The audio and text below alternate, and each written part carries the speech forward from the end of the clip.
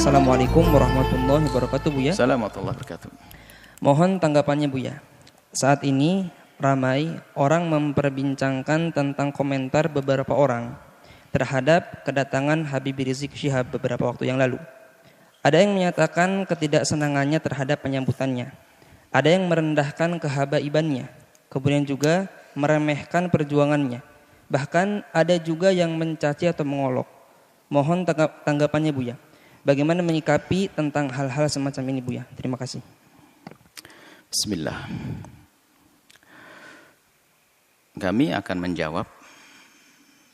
Pertama, kami bukan orang FPI. Harus tahu itu. Saya bukan anggota FPI. Kemudian setelah itu, yuk kita pandang segala permasalahan dengan akal yang jernih dan hati yang tenang. Pertama adalah kedatangan Habib Rizik disambut oleh orang sebanyak itu kemauan umat, bukan rekayasa, bukan dibayar mereka. Ayo, Anda posisi seperti saya, adil, Anda tidak di FPI dan tidak jadi musuh FPI. Anda berada di tengah-tengah, ayo. Kedatangan mereka umat segitu banyak bukan direkayasa. Bukan, kalau rekayasa mau dibayar biar datang, nggak ada. Bahkan ini masa pandemi, semua orang meninggalkan kerjaannya dengan sukarela. Maka yang harus kita pahami, ada apa di balik ini semuanya? Kerinduan kepada apa sih mereka kok sampai seperti itu? Kita jujur. Nggak perlu kita marah-marah ini. Kadang-kadang dimarahkan Habib Rizik. Habib Rizik ingin datang ke negerinya, ingin berjuang, ingin berdakwah. Bukan direkayasa kedatangan mereka itu semua. Nah ini yang pertama yang harus kita pahami supaya kita tidak suudzon ini. Enggak ada rekayasa. Bahkan yang datang itu orang rela berkorban. Kemudian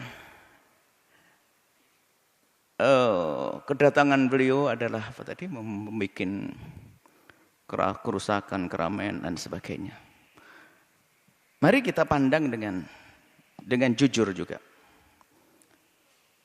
Kalau Habib Rizik mengadakan kumpulan, demo dan sebagainya misalnya. Jujur Anda, apa sih yang diminta Habib Rizik?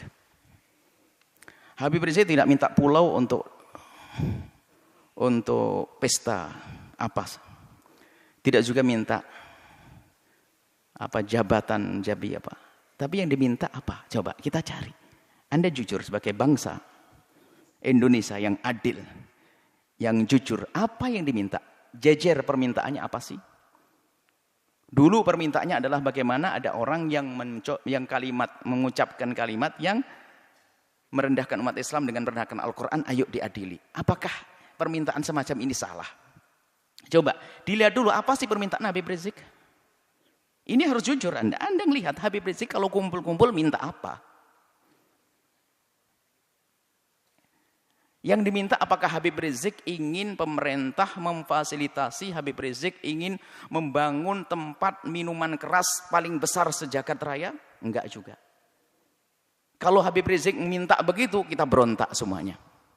Yang diminta apa? Coba kita jujur. Yang diminta baik atau jelek? Kalau yang diminta baik, kenapa kita bingung yang diminta baik kok? Keadilan misalnya. Harus ada misalnya menghentikan kemungkaran. Selagi yang diminta baik. Isunya diminta baik. Maka jangan gampang menilai orang dengan buru-buru. Sekarang jujur minta apa? Anda bisa melihat di media. Atau Anda datang kepada Habib Rizik minta apa? Kan begitu. Yang diminta apa? Yang diminta adalah yuk kita menegakkan. Habib Rizik misalnya FPI di beberapa tempat minta agar kemungkaran di sini dihentikan. Loh, kemungkaran dihentikan apakah permintaan yang salah? Karena kemungkaran itu akan merusak orang lain.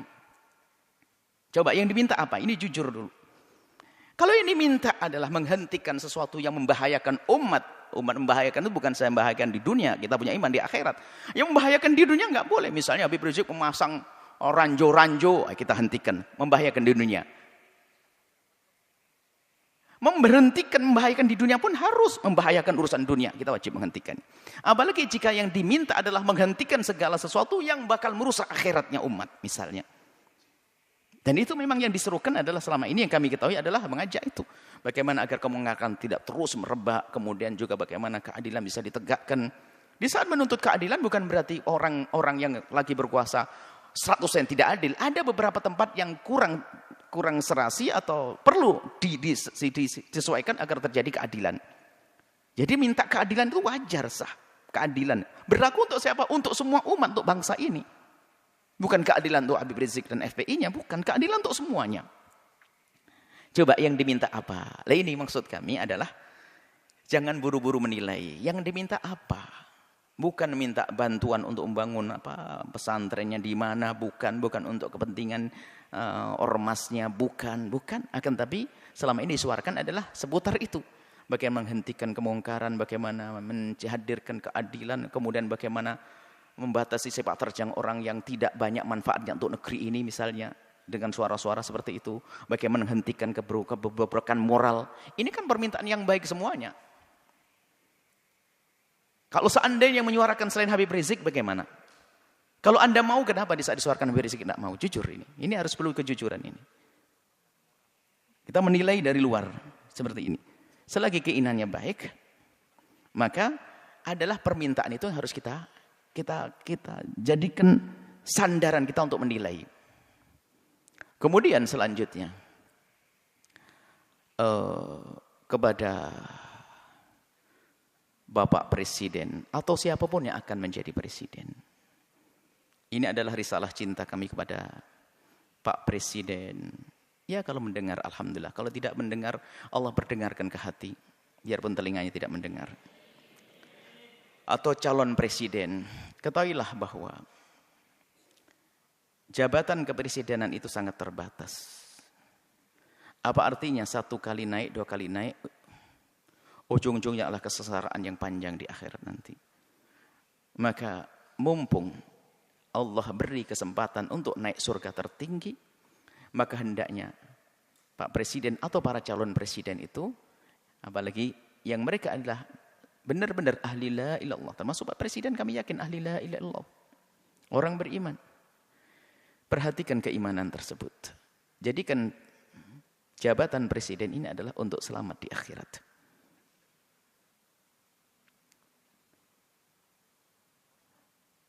Maka selama ini panjatan doa semoga orang-orang seperti Habib Rizik dijaga dan bisa istiqomah. Dan doa kita kepada Pak Presiden semoga juga Allah memberikan bimbingan agar bisa menjadi baik semuanya. Tidak perlu kita memusuhi, akan tapi kita perlu bagaimana menghantarkan kebenaran. Kita tidak punya permusuhan dengan Bapak Presiden. Akan tapi kami punya cinta karena kami tahu beliaunya adalah ahli la ilaha illallah. Kami ingin bahasanya kelak juga selamat di akhirat. Maka mohon, atau calon-calon presiden yang akan datang. Ingat, jadi presiden adalah berbatas waktunya. Tapi akhirat adalah selamanya dan tidak berbatas. Maka jangan sampai di saat menjabat kepresidenan ini adalah ditipu oleh orang-orang yang ada di kiri kanan kita misalnya. Yang punya kepentingan syahwatnya, urusan dunianya, tidak ada hubungannya dengan imam. Sehingga kita akan kebawa ke sana. Maka pandanglah dengan adil. Orang yang bakal mengganggu akhirat Anda pinggirkan. Anda bisa melihat pasti. Di kalangan menteri, di kalangan pakun harus dibersihkan dari orang-orang yang bakal mengganggu keselamatan kita di akhirat. Kami yakin Anda ahli iman. Kami mendengar Anda jadi imam sholat. Anda juga umroh. Subhanallah. Tinggal perlu Anda mengikuti hati kecil Anda bahwasanya Anda ahli iman. Maka segala sesuatu yang bertentangan dengan keimanan Anda ini ayo diberesi, diselesaikan. Karena itu akan ada tuntutan dan tanggung jawab di hadapan Allah Subhanahu wa taala. Kemudian berlapanglah dengan masukan atau kritik dari siapapun. Maka di saat ada misalnya selama ini rame seperti tadi hubungan dengan Habib Rizik dan sebagainya. Yang diminta adalah, kami yakin yang diminta Habib Rizik adalah di hati kecil Anda adalah Anda setujui. Keadilan, kebaikan dan sebagainya. Kami ingin bertemu ini maksud. Kami yakin insya Allah. Kami yakin khusnudzon bahasanya Anda orang beriman dan presiden-presiden setelahnya. Kami tidak mengarah kepada presiden hari ini. Selagi itu keinginan yang baik, ayo kita kita sambut. Dan nanti secara umum, kritik itu justru mengangkat kita. Bagaimana kita menjadi waspada. Kritik itu, kadang kita tidak bisa sadar, tidak bisa mengoreksi diri kita sendiri. Akan tetapi dengan kritik itu kita bisa berbenah. Kalau tidak ada kritik kita nggak akan waspada. Seperti di lembaga begini, kalau tidak ada kritik nggak akan ada perubahan. Ada yang kritik, Buya kenapa kok begini? Langsung kita buat perubahan. Kira-kira ini menarik. Semakin banyak yang mengkritisi Anda, sebenarnya semakin besar peluang Anda untuk menjadi lebih bagus. Hanya di saat dikritiki oleh seseorang, kita lihat, kita pelajari. Lalu bagaimana? Yang mengkritik itu sendiri diajak untuk menyelesaikan bersama. Karena yang mengkritisi biasanya punya bahan, punya modal untuk menyelesaikan masalah. Seperti ini. Ini adalah kepada pemerintah. Jangan menuruti orang-orang yang hanya menuruti hawa nafsunya. Anda akan rugi. Hidup Anda berbatas. Hidup Anda berbatas. Kita tidak rela ahli la ilaha illallah di alam barzah mendapatkan siksa dan di padang mahsyar tersiksa, di akhirat tersiksa. Tapi surga kah untuk semuanya? Surga untuk ulama, surga juga untuk presiden kalau mau. Inilah, maka kalau seandainya kesadaran semacam ini hadir, nggak akan ada ontran-ontran semacam ini. Semuanya aman tentram. Semuanya aman tentram. Bisa. Orang punya niat busuk akan terlihat begitu mudah. Apalagi sekelas presiden, sekelas pemimpin. Itu sangat mudah. Orang ini niatnya hanya kepentingan urusan ini. Kebaca. Artinya tinggal. Kalau memang tujuannya nggak benar merusak negeri ini, merusak bangsa ini, amanah di hadapan Allah. Ya jangan diperkenankan orang semacam itu begitu. Jujur, bukan karena hawa nafsu, bukan hanya mempertahankan kekuasaan. Biarpun kita pertahankan akan berakhir ini kekuasaan. Kalau tidak kita pertahankan dengan cara yang benar. Tapi harapan kami adalah yang menjabat di negeri ini, presidennya adalah dengan Allah, dengan imannya, lalu selamat nanti di akhirat. Maka demo-demo yang selama ini Anda dengar, Anda perhatikan, Anda sambut. Sebagai seorang bapak ngayomi anak, sebagai seorang presiden, apa sih yang ayo diskusi yang baik. Seperti itu. Jadi selagi itu yang diminta hal yang baik, jangan ditolak. Kecuali dia minta jelek, minta membuat, mestinya ya harus ditolak itu. Perusahaan yang haram, perusahaan merusak, perusahaan ini, perkumpulan merusak. Ini yang harus kita tolak. Tapi kalau orang berkumpul datang kepada Anda, menyuruh, mengajak kepada kebaikan, hendaknya Anda bertanya, karena itu sebetulnya mereka menghantarkan surga untuk Anda. Seperti itu. Jadi ini kepada Bapak Presiden hari ini atau presiden yang akan datang. Semoga ini menjadi kaidah. Siapa menjadi presiden, hendaknya seperti itu. Allah keindahnya di dunia jadi presiden, ternyata jabatan presiden ini hanya untuk melangkah ke surga. Sebab surganya presiden lebih mudah, gede banget. Karena apa? Dia punya kekuatan. Kekuatan untuk masuk surga mah gampang. Seperti itu. Kemudian selanjutnya, kepada umat semuanya, hentikanlah dengan budaya mengadu domba. Habaib diadu domba dengan habaib. Habaib dengan ulama. Ormas dengan ormas. Hati-hati, ada Allah. Jika Anda menyebarkan sebuah berita tapi niatnya jelek, ada hitungannya di hadapan Allah. Allah akan porak-porandakan di dalam diri kita sendiri. Kita tidak bisa ngancam dengan senjata. Kami hanya mengingatkan ada Allah. Kita bisa mengancam dengan apapun. Allah. Jangan mengadu domba antara habaib dengan habaib. Ulama-ulama. Kalau mengambil berita, sekiranya kalau itu maslahat Anda sebarkan. Tidak memotong omongan orang untuk diadu. Masya Allah. Khususnya para habaib adalah dzurriyyah Nabi SAW yang kita harus mencintai mereka.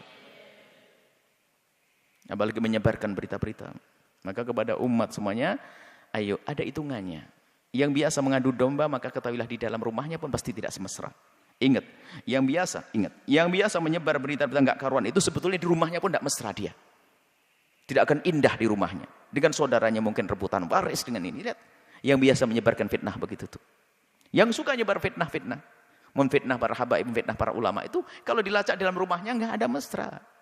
Itu enggak tegur sapa sama saudaranya berbulan-bulan, bertahun-tahun mereka. Mungkin tidak akur dengan bapaknya juga. Kenapa? Hati yang kotor itu. Lihat. Menfitnah habaib. Menfitnah umat Nabi Muhammad, ngadu domba umat Nabi Muhammad saja enggak boleh, apalagi ini dzurriyyahnya Nabi Muhammad sallallahu alaihi wasallam. Kemudian Ada karena marah dengan seperti Habib Rizik, marah dengan seperti ini, lalu sampai mengarah kepada perendahan kepada nasab, innalillah. Sampai ada yang mengatakan katanya, apa betul itu turun Nabi? Ayo dites DNA. Astagfirullah, innalillah. Menafikan, menolak nasab yang sudah jelas semacam itu, maka itu seperti mengqadzaf, menuduh orang melakukan zina. Dosa besar. Kalau sudah jelas itu nasab, sudah kita akui. Jangan mengatakan DNA-nya ini. Ada apa? Kalau kita bukan habaib, mestinya kita mencintai, bukan mengendengki dan ngiri. Enggak ada artinya. Ngiri tambah jauh. Kalau kita mencintai, kita bersambung. Beliau menjadi habaib juga dipilih oleh Allah. Bukan permintaannya. Maka kita yang mandang harus pandang dengan hormat. Ada pun masalah jika ada yang kurang tepat di antara habaib salah. Ya kita kewajiban menegur. Seperti kita menegur anak kita. Seperti di pondok kita ini banyak habaib, anak-anak habaib. Ya salah ya kita tegur. Tentunya dengan kasih dan cinta. Tapi kalau sudah mengarah kepada penolakan nasab, ini sudah ada kebenci dan ngiri. Ini adalah bahaya sekali. Hati-hati ini. Kemudian juga kepada pengikut-pengikut FPI. Jangan sampai Anda menodai Habib Rizik. Sepak terjang Anda harus benar-benar direstui Habib Rizik, diketahui dan sesuai dengan apa yang ada di pikiran dan hati Habib Rizik. Kita tidak ingin ada sebagian orang melakukan satu tindakan ternyata mencoreng Habib Rizik. Ini menjadi masalah. Jangan sampai tujuan Habib Rizik yang mulia, yang istimewa ini ternodai oleh kita-kita apa orang-orang yang dengan perilaku yang terburu-buru, hanya mendahulukan hawa nafsu dan sebagainya. Nah ini maka di sini kita ingin bahwasanya perjuangan orang-orang seperti beliau ini, Habib Rizik ini bisa mulus, sukses. Kemudian nanti juga presidennya juga akhirnya juga sukses. Bangsa ini sukses, surga lah semuanya. Anda bercekcokan. Tinggal yang tersisa siapa? Orang yang sibuk ngadu domba, bermusuhan, caci maki dan sebagainya. Hidupnya begitu dia. Dia tidak mesra selamanya. Dan hendaknya antara ormas dengan ormas ini adalah untuk saling melengkapi. PFPI, ormas, NO, ormas. Nanti ada lagi ormas besar seperti Nahdlatul Wathon, ormas, Wasliyah, ormas. Tidak boleh jadi saling bermusuhan. Akan tapi ini adalah potensi umat Islam. Ingat, Anda punya Allah. Itu kekuatan.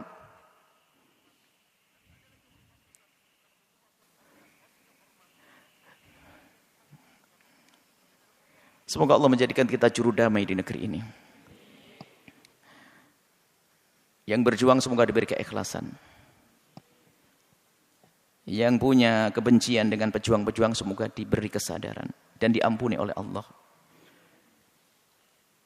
Pejabat-pejabat semoga dimulai dari presiden sampai bawah, semoga Allah berikan hidayah, bimbingan, sehingga semuanya kita ini selamat. Tidak boleh kita mengharapkan orang celaka masuk neraka, enggak.